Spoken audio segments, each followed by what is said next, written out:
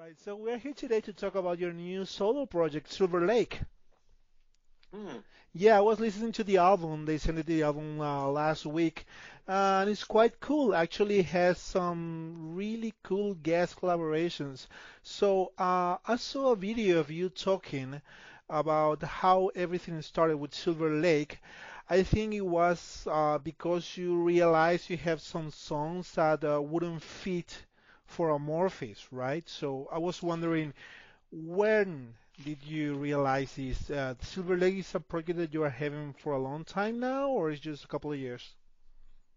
I've had this sort of a little dream about making own solo album for a long time, Yeah. but I never really got time to really focus on that. And I never got any time because of all the touring and shows with Amorphis, and my whole life has been just focused around Amorphis. So now that last year when all the shows got cancelled and touring, I really had a lot of time, and I was speaking with my friend who is running studio here, and he actually asked me if I would be interested to start to work with my solo album Hmm. now that I have time. And that was pretty much how the whole thing got started, and I started to check what I have on my computer, Hmm. some ideas, some song structures already, and that's how I got started to work with this project. Right. And I think at the beginning you didn't know if it's gonna be an instrumental album because you were pretty sure that you didn't want to sing on it, right? So how did you decide to have guest vocalists on this? um, I guess the idea came that because the first songs that I had, they were really versatile and different from each other. Hmm. Those songs ended up to be Ray of Light, Sentiment, and Promising Sun, and they all have a very different kind of mood. And I thought that it would be really nice to have different kind of singers there because they sort of needed different singers. Yeah. And that's when I started to get into the idea that I'm going to check if some of the vocalists that I know would be interested to collaborate with me, and they were, and I was really happy that when Björn and Einar and Jonas showed, so to speak, green light to me, that gave me more self confidence and more like a clear picture in where I'm going to head with the album. Right. And actually, I think these three songs, Sentiment, Real Life, and Promising Sun, were the first three songs that you have and the backbone of the album.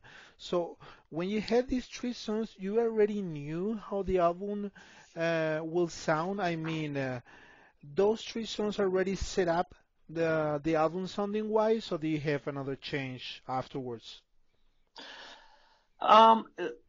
It was a good guideline for me.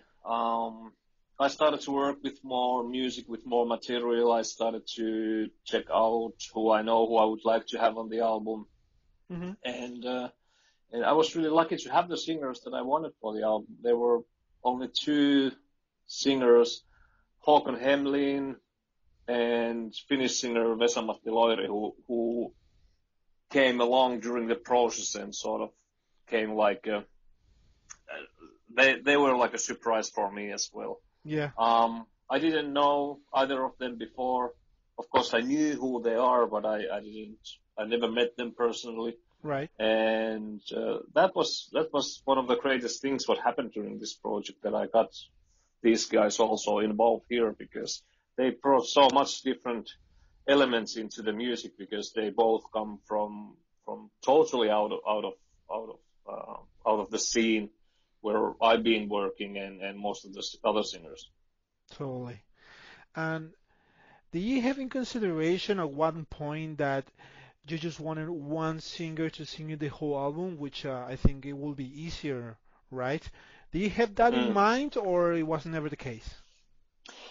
I had it in my mind, but then on the other hand, um, because the music was so versatile, I wanted to have different kind of vocalists there. Hmm. And I guess it would have been too much to ask from one singer to participate with me with the whole album. Yeah. It would have taken so much time to really focus and concentrate on this album. So I thought that I'm going to ask several singers, and because the material was what it was more natural for me to ask, for example, Anneke or Jonas or Einar Mhm. to collaborate on this album. Right. Because I'm thinking more of a live scenario. So Mm. I assume that when all this COVID situation end, you want to go and at least do a couple of shows to present this album or do a whole tour. So Mm. it will be easier to have one people singing on it than having an Eke or Jonas or Bjorn going with you, right? Absolutely. I never thought about this project to be as a live project as well. I would really, I would like to do one or two shows with all the singers, but I know that it's quite a challenge and logistically um, pretty not impossible, but really hard task to arrange. It might be doable on some festivals, I guess, but not as a touring band or anything like that. And I really didn't even thought about of doing it that way. I just wanted to have as good album out as possible and see it from there. Hmm. Good. So, the guest musicians, as we spoke before, they're Mm. great, but I love that you have Jonas in two songs because I love Catatonia and I love Jonas' voice. And why him on two songs and not just one and have another people singing on the other one? um, the first song that I really got finished was Sentiment, Yeah. and I was so impressed by Jonas' demo vocals, what he sent to me, and the overall mood, what he created for the song from that point, I knew that I definitely want to write him another song. And from that point, I was already thinking about the whole structure and the dynamic of the album and in where he is going to be located in the album. So I wanted to do a song for Jonas that is going to end the album as well, and that Hmm. became Apprentice.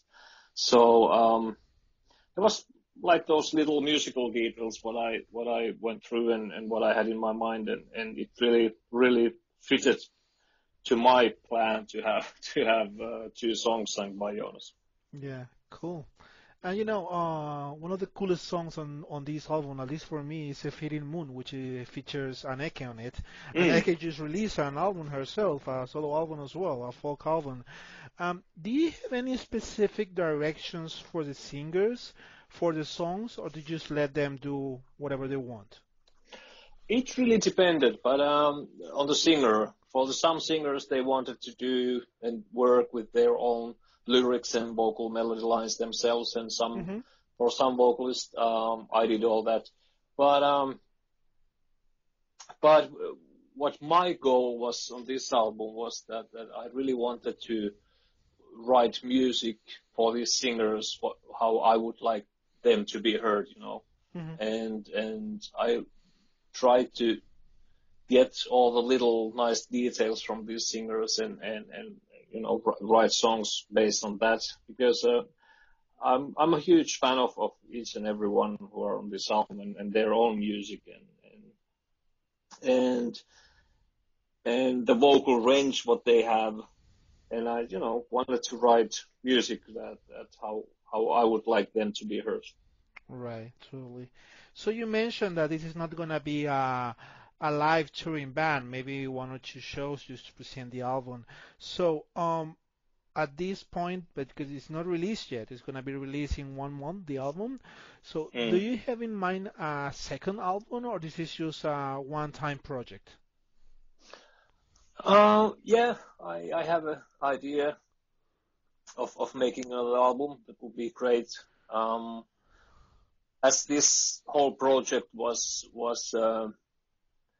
I don't know successful, but it was a great experience for me, and I had a lot of good time of making this album. Yeah. Um, but I think the biggest reasons why I managed to do this album was the time and the whole COVID thing. All Yeah. the musicians and vocalists, they were in the same situation, and everybody were at their home and being super creative and making their own music as well. So I'm pretty sure when we go back to more or less normal life, and the touring life Hmm. starts again, everybody are going to be really busy with their own bands, and I'm going to be really busy as well with Amorphis. So I don't know Yeah. if in which point I'm going to start to write another album. Probably I start to work little by little and see it from there, but it's absolutely is an idea that I would like to do another album.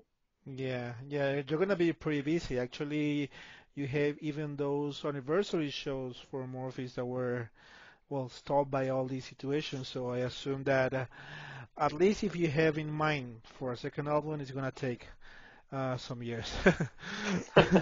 I think so, yeah.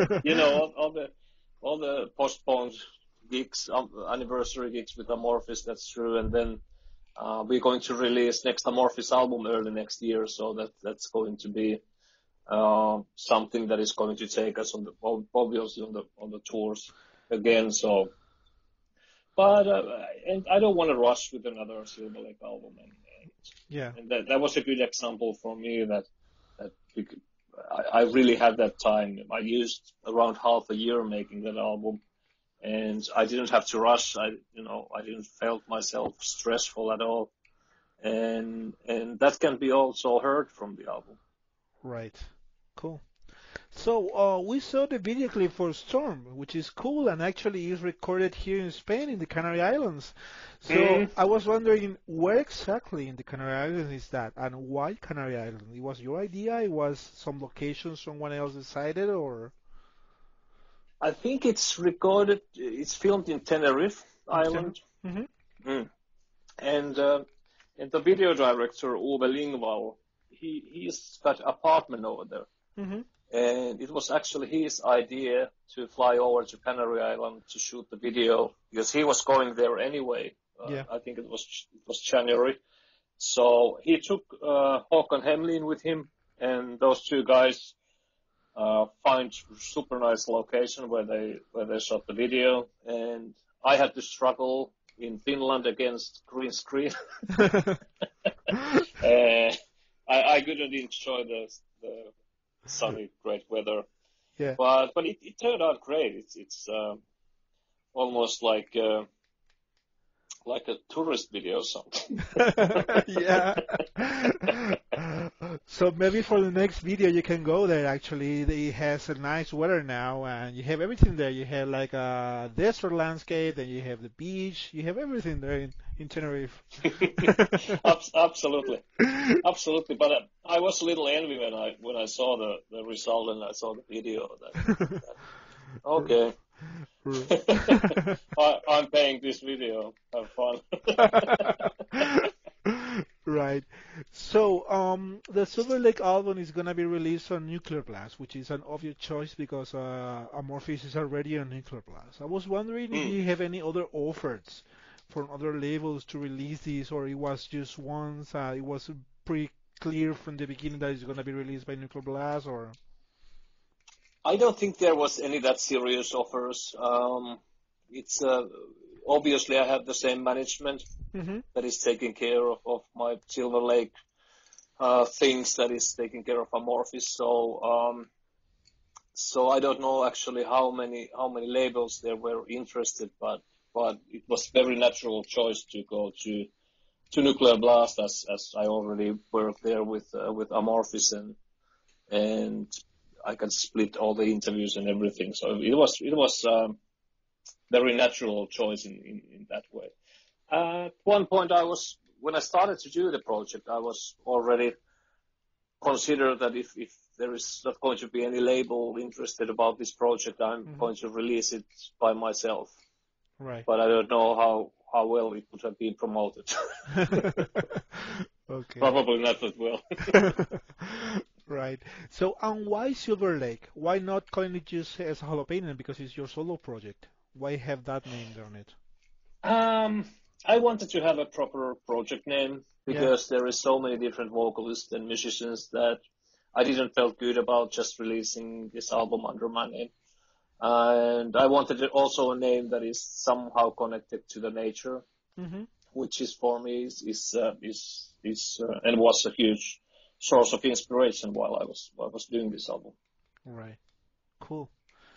Well, just to finish the interview, you have like I was we spoken for Einar, Anneke, Jonas, Bjorn. You have amazing vocalists there. Um, if you can have one more people collaborating on this album, who will you choose? Someone that you think that is impossible to have it, alive or dead? Uh, I would like to have Amalie Brun from Myrkur. Yeah, She's got a great sound and great voice. I would really love to do a song for her. right. Probably there is a lot of great singers that I know, but she's something that comes to my mind at the moment. Um, and it will be a very interesting task if and when I start to write the next album and think about the vocalist who I might get. But Yeah. I'm definitely going to naturally ask from these people if they are still willing to work with me with the other album. Yeah, totally.